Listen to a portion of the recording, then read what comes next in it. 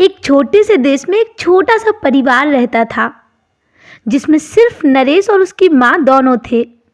Naresh auto चलाता था और उससे जो भी आमदनी होती थी, माँ और बेटा दोनों अपना खुशी खुशी गुजारा कर लेते थे। एक बार की बात है, एक दिन नरेश की मौसी उसके घर आई और नरेश की माँ से उसने नरेश की शादी की बात चलाई। नरेश की मौसी ने नरेश की माँ से कहा, मेरी नज़र में एक गुंजा नाम की मेरे गांव की एक लड़की है और वो बहुत सुंदर है।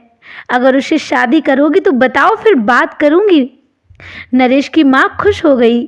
फिर जब नरेश और गुंजा ने एक दूसरे को देखा तो दोनों एक दूसरे को पसंद करके शादी कर लेते हैं। शादी के बाद दोनों के दिन खुशी खुशी बीतने लगे, लेकिन नरेश और नरेश की माँ को ये पता नहीं था कि वो लड़की तो बहुत लालची है। और फिर कुछ दिनों बाद ही गुंजा ने अपने रंग रूप दिखाने शुरू कर दिए। वो महीनों में कई बार अपने फ्रेंडों के यहाँ किट्टी पार्टी में जाने लगी, जिसके लिए वो नए कपड़े और जेवर और महंगा मेकअप करती थी। जब गुंजा के कपड़े और जेवर पुराने पड़ जाते और मेकअप का सामान खत्म हो जाता तो वो तुरंत ही अपने पति की कमाई से सब कुछ खरीद लाती। गुंजा की इन्हीं हरकतों की वजह से नरेश के घर में खूब लड़ाई होती थी। कई बार तो ऐसा होता था कि गुंजा राशन के पैसों से तक शॉपिंग कर लेती थी। जब भी वो किसी दूसरी महिला के कपड़े और जेवर और मेकअप का सामान देखती तो उसके मन में भी लालच उमड़ आता और बस ऐसे ही वो पैसे उड़ाती रहती थी। एक दिन नरेश ने गुंजा से प्यार से कहा, तुम महीने में 10 बार किट्टी पार्टी करती हो और इतने पैसे उड़ाती रहती हो। मेरी इतनी इनकम नहीं है, तुम्हें सोचना चाहिए थोड़ा। और ऐसे घर कैसे चलेगा। नरेश की बातें सुनकर गुंजा गुस्से में लाल हो गई और नरेश से कहने लगी, मैं क्यों खर्चा कम करूं, तुम ज़्यादा कमाओ ना। अपनी पत्नी को खुश रखने के लिए इतना भी नहीं कर सकते क्या तुम? ज़्यादा समय तक रिक्शा चलाओगे तो ज़्यादा इनकम होगी और हम आराम से ऐसे ही ज़िंदगी जिएंगे, हर रोज़ नए कपड़े पहनेंगे। ये सब कहकर फिर गुंजा अपनी सास के पास जाती है और उससे कहती है, माँ जी, आपके पास जो भी गहने हैं आप मुझे दे दीजिए। आज मुझे किट्टी पार्टी में जाना है और मैं वही पहन कर जाऊंगी। नरेश की माँ गुंजा से कहती है, हमारे ज़माने में तो बहुएं अपने सारे गहने अपनी सास को देती थी और तुम मुझसे मेरे गहने मांग रही हो। फिर गुंजा अपनी सास से बोली, अरे माँ जी, आप इस उम्र में गहनों का क्या करोगी? लाइए, मुझे सारे गहने दे दीजिए, मुझे पहनना है। फिर गुंजा सास से सारे गहने लेकर किट्टी पार्टी में पहनकर चली जाती है। इधर गुंजा के जाते ही नरेश की मौसी उसके घर आई और उसने गुंजा के बारे में पूछा तो नरेश की माँ ने गुंजा की सारी बातें उन्हें बताई। गुंजा की ऐसी बातें सुनकर नरेश की मौसी ने उसे सबक सिखाने की सोची और नरेश की माँ भी इसमें शामिल हो गई।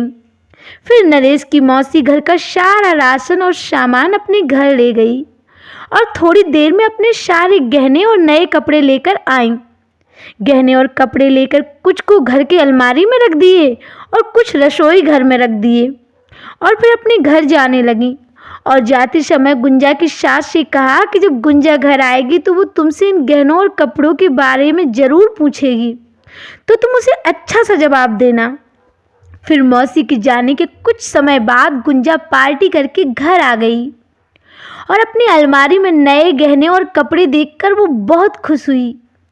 और जब शाम को वो किचन में खाना बनाने गई तो राशन के डिब्बों में नए गहने मिले, जिसे देखकर गुंजा की खुशी का तो कोई ठिकाना ही नहीं रहा। लेकिन जब गुंजा ने किचन में राशन की तलाश की तो उसे कुछ भी नहीं मिला, जिससे वो परेशान हो गई और अपनी सास के पास गई और पूछा कि माँ जी, किचन का सारा राशन कहाँ चला गया? तब सास ने कहा, अरे बहू, तुम्हें कपड़े और गहने बहुत ज़्यादा पसंद हैं, इसलिए आज मैंने घर का सारा राशन और सामान बेचकर तुम्हारे लिए कपड़े और गहने खरीदे हैं। अब इन्हें पहनकर तुम रोज़ पार्टी में जा सकती हो। ये सुनकर गुंजा को आश्चर्य हुआ। फिर उसने कहा, माँ जी, मगर खाने के बिना मैं गहने और कपड़ों का क्या करूँगी? फिर गुंजा की सास ने जवाब दिया, अब तुम्हें खाने की क्या ज़रूरत है? तुम्हें अपनी सबसे प्यारी चीज़ें मिल गई ना, तो तुम्हें तो इसमें खुशी होनी चाहिए। ये सुनकर गुंजा को अपनी हरकतों पर पछतावा होने लगा। वो समझ गई थी कि उसका लालच सभी के लिए बहुत बुरा है। वो अपनी सास से कहने लगी, नहीं माँ जी, मुझे गहने और कपड़ों की कोई ज़रूरत नहीं है। मुझे माफ़ कर दीजिए। मुझे तो आप राशन ला दीजिए, सिर्फ ताकि मैं खाना बना सकूं और अपनी भूख मिटा सकूं। तभी नरेश की मौसी भी वहाँ आ गई। फिर उसने गुंजा से कहा कि ये सब हमने तुम्हें सबक सिखाने के लिए किया है। देखो गुंजा, सिर्फ कपड़ों और गहनों से ही जिंदगी नहीं चलती। अगर तुम इसी तरह पैसे खर्च करती रहोगी तो तुम्हारा घर कैसे चलेगा। बहुत सी ऐसी चीज़ें हैं जो ज़िंदगी में बहुत ज़रूरी है। आज अगर तुम पैसे बचाकर चलोगी तो कल वो तुम्हारे काम आएंगे, और आज अगर तुम ऐसे ही खर्च करती रही तो तुम्हारा घर तक बिक जाएगा शायद। और तुम्हें कपड़े और गहने पहनने का इतना ही शौक है तो तुम खुद क्यों नहीं कमाती। फिर करो अपनी ज़रूरतें पूरी अपने हिसाब से। सारी बातें सुनने के बाद गुंजा को अब सब कुछ समझ में आ गया और उसने फिर कभी ऐसा कुछ भी नहीं किया, और वो अपने पति और अपनी सास के साथ हमेशा प्यार से रहने लगी। तो दोस्तों, इस कहानी से भी हमें ये सीख मिलती है कि हमें कभी भी फिजूल के खर्चे नहीं करने चाहिए। इसके साथ ही हमारे लिए जो ज़रूरी चीज़ें हैं इस पर भी ज़्यादा ध्यान देना चाहिए। आशा करती हूँ आपको आज की ये कहानी पसंद आई होगी।